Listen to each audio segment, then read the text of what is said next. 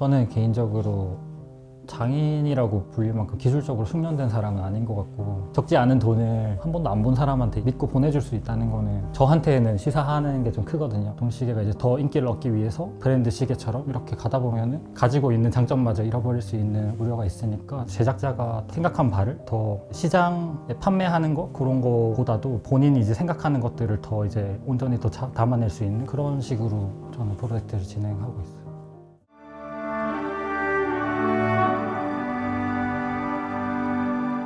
피니싱 같은 것들은 이제 저는 원래 좀 손으로 이렇게 광 내고 이런 거를 좀 좋아했어요. 근데 이제 시계 피니싱 같은 것들을 보고 이제 따라 해보다가, 근데 처음엔 당연히 안 되죠. 안 되니까 물어볼 수 있는 사람한테 물어보고, 또 뭐 하루 종일 그거에 대해서 해보면서 이제 이건 되고 이건 안 되네, 이렇게 하면서 그렇게 터득을 해 나갔던 것 같아요. 그리고 이제 피니싱이 좋다고 여겨지는 브랜드들 사진들 계속 보면서, 여기 이 브랜드는 여기를 이렇게 마감했네, 그럼 나도 저렇게 해보고, 그렇게 하면서 이제 방법들을 터득했는데, 근데 그렇게 하면서 느낀 게 다 달라요, 방식이.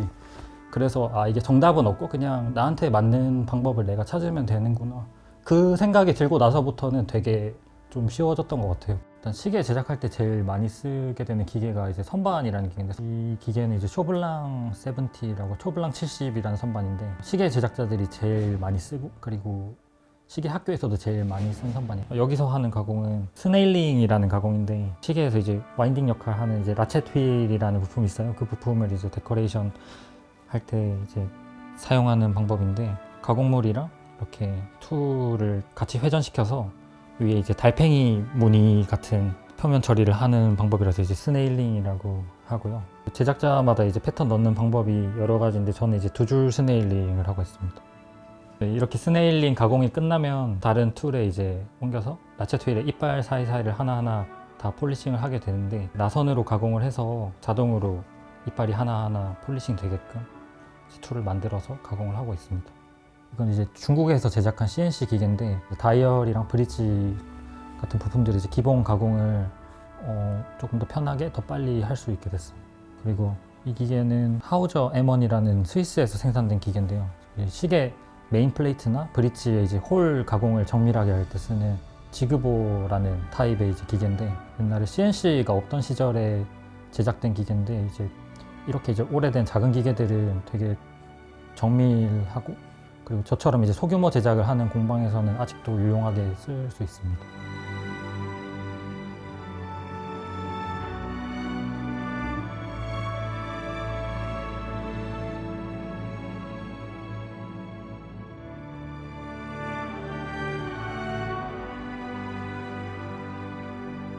뭔가를 하다가 잘 안 돼요. 그럼 그 책을 펴보면 되게 상세하게 적혀져 있고, 사실 이게 독학했다고 하는데, 이제 그러면 이제 여러 군데를 봐야 되잖아요. 근데 조지 다니엘스가 특별한 거는, 그분은 되게 유명한 워치메이커였으니까 그런 질문을 되게 많이 받았을 거예요. 시계 어떻게 만드냐 그런 거를 전 세계에서 질문받아. 그래서 그분이 책을 쓰신 거예요. 그냥 내 시계 디자인 하나를, 포켓워치 하나를 이제 A부터 Z까지 어떻게 만드는지 그거를 그 책에 전부 다 적어 놓은 거예요. 그래서 제가 어딘가에 막혔을 때 실마리를 발견한 경우가 되게 많았거든요. 그래서 제가 되게 힘들 때마다 뭔가 할아버지가 이렇게 이거 이렇게 하면 돼, 약간 그런 느낌을 되게 받았어요, 책을 읽을 때마다. 네.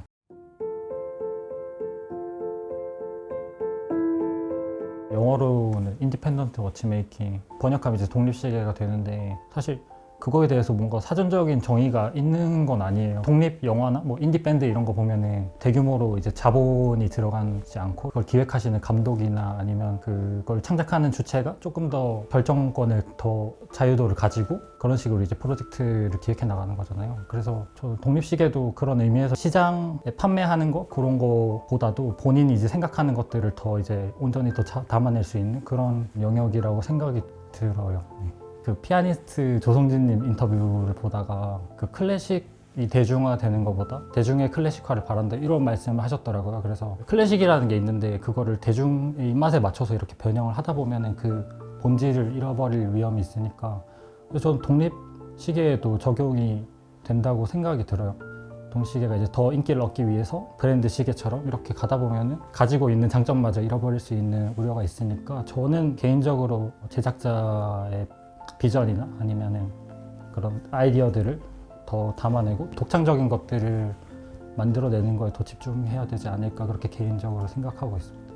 그 브랜드 시계들은 그 헤리티지나 아니면은 뭐 역사 같은 것들을 마케팅을 많이 하잖아요. 근데 독립시계 제작자들도 이제 각각 인생이 있고 그다음에 그 사람들이 이제 그 살아온 백그라운드가 어떻게 이제 시계에 반영되는지 그런 거 보는 것도 되게 재밌거든요. 그런 것들을 이제 조금 다루는 콘텐츠들이 한국에 조금 더 많아졌으면 좋겠다 그런 생각들. 요즘에 이제 해외 유튜브나 아니면 매체들에서는 그 독립시계 제작자들에 대해서 다루는 콘텐츠들이 되게 많거든요. 그래서 한국에도 한국어로 된 콘텐츠가 많아지면 좋겠다라는 생각이 있습니다.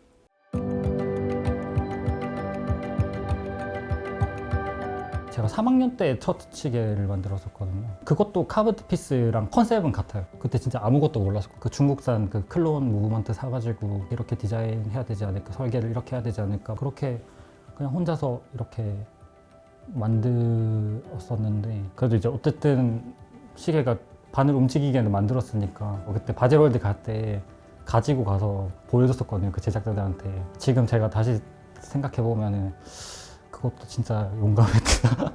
사실 그림 그리는 걸 좋아해가지고 미대를 그 부모님이 이제 미술 공부를 해보겠냐고 그래가지고 그냥 생각 없이 그냥 하겠다 하고, 근데 이제 성적이 안 돼서 그 금속 그 조형 전공으로 갔어요. 자기 표현을 할 수 있으면서 약간 자기가 이제 주도적으로 살아갈 수 있으니까 나도 풀타임 아티스트로 살고 싶다 그런 생각을 가졌던 것 같고, 대학교 다니면서요. 처음에는 이제 선배들처럼 이제 가구 같은 걸 만들다가 현강훈 선생님 수업 시간에 독립시계 제작자들에 대한 다큐멘터리 보게 됐어요. 근데 이제 계속 생각이 나더라고요, 그게. 그러면은 기계식 시계를 공부를 해서 이걸로 이제 작업을 해도 괜찮겠다 그렇게 이제 생각이 들어서 그때부터 책 사 모으고 그 다음에 공구 사 모으면서 이제 시계 스스로 조금씩 만들어보고, 2016년에 바젤월드가 세계에서 가장 큰 시계 페어였는데 그때 이제 스위스 바젤월드 가서 이제 독립 제작자들 만나보고, 그리고 그 스위스 르샤텔이라는 곳에 이제 보스텝이라고 시계 학교가 있거든요. 견학을 갔는데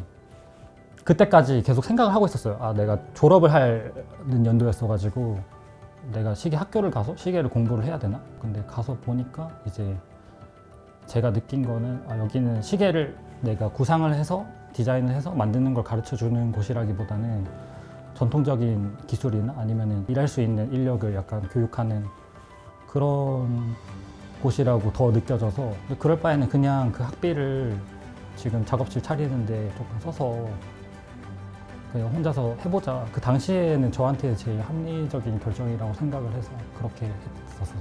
졸업을 하고 2년 정도 지나면 한 30대 가까워지잖아요. 그러니까 이제 생각이 많아지죠. 이게 수입은 없고 돈은 많이 들어가는데 돈이 없는 것보다도 내가 시간을 쏟아서 하는 일들이 돈으로 바꿀 수 있을까? 그런 생각 때문에 많이 힘들었던 것 같고, 그때 제 친구가 이제 제 상황을 알고 그 외국에 있는 친구인데 워치메이커 친구인데 그 친구가 이제 제 어려운 상황을 알고 자기 이제 아버지 선물할 시계를 주문하고 싶다고 해서 되게 한 $1,000 정도 되는 시계를 하나 만들어 달라고 해서 그렇게 하면서 카브드 피스 지금 프로젝트 시작하게 됐었어요.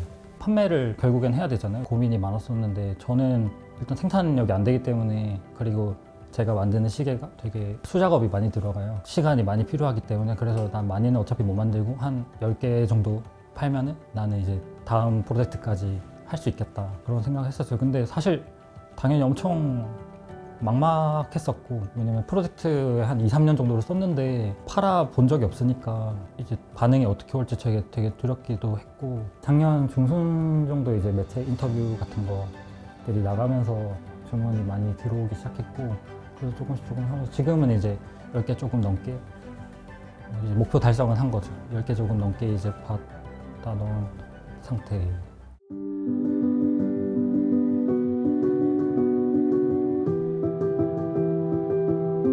그냥 작업실에 작업실에 혼자 있는 거 되게 좋아하거든요. 혼자 일하고 그다음에 다음 프로젝트 뭐 혼자 생각하고, 그렇게 할 때가 저는 제일 마음이 편한 것 같고, 사실 저는 예술 작품보다도 그걸 만든 사람들에 대해서 되게 관심이 많거든요. 그 사람이 살았던 시대는 이런 시대였는데 어떤 생각을 가지고 이런 걸 만들었을까? 그런 거를 생각해 보는 게 되게 재밌어요. 그래서 그렇게 하다 보면 제가 프로젝트 컨셉을 생각하다가 그게 교차하는 지점이 있거든요. 그런 것들을 엮어서 이제 프로젝트에 대한 아이디어가 좀 더 확장되고 깊어지고 저는 오래 기간을 잡고 그거를 발전시켜서 이제 어느 순간에 이제 이게 되게 다 말이 되고 그 다음에 내가 이거를 시각적으로 어떻게 표현을 잘 할 수 있겠다라는 생각이 들면 그때 이제 시각화시키는 그런 식으로 저는 프로젝트를 진행하고 있어요.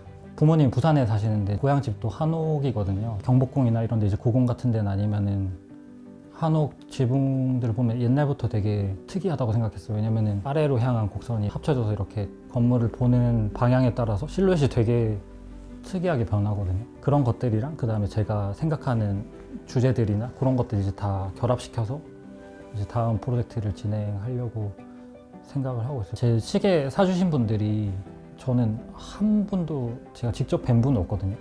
근데 이제 그렇게 큰 돈을 적지 않은 돈을 한 번도 안 본 사람한테 믿고 보내줄 수 있다는 거는 저한테는 시사하는 게 좀 크거든요. 저는 개인적으로 장인이라고 불릴 만큼 기술적으로 숙련된 사람은 아닌 것 같고 저한테는 기술은 어쨌든 창작을 위한 도구거든요. 그래서 제가 표현에 필요한 만큼의 기술이 필요한 거지 그거를 더 연마해서 기계의 경지로 가고 그런 거는 저는 개인적으로는 별로 바라지는 않고 제가 달라진 게 있다면은 프로젝트 이제 판매가 되기 전까지는 저도 자기 의심을 되게 많이 했거든요. 이렇게 하는 게 맞나? 이 방향이 맞나? 그런 생각들을 되게 많이 했었는데 지금은 어쨌든 이제 판매가 좀 되고 나니까 이게 틀리진 않았구나 그런 생각이 들어서 그래서 지금 당장은 뭔가 내가 생산량을 많이 늘려서 돈을 많이 벌어야지 이런 생각보다는 제가 가진 생각들을 시계에 더 온전히 잘 담아내서 더 독창적인 시계들을 만드는 프로젝트들을 더 많이 하고 싶고 그렇게 프로젝트 계속 하면서 가족들도 주변 사람들도 챙길 수 있고 그렇게 계속 살 수 있으면 그걸로 좋을 것 같아요.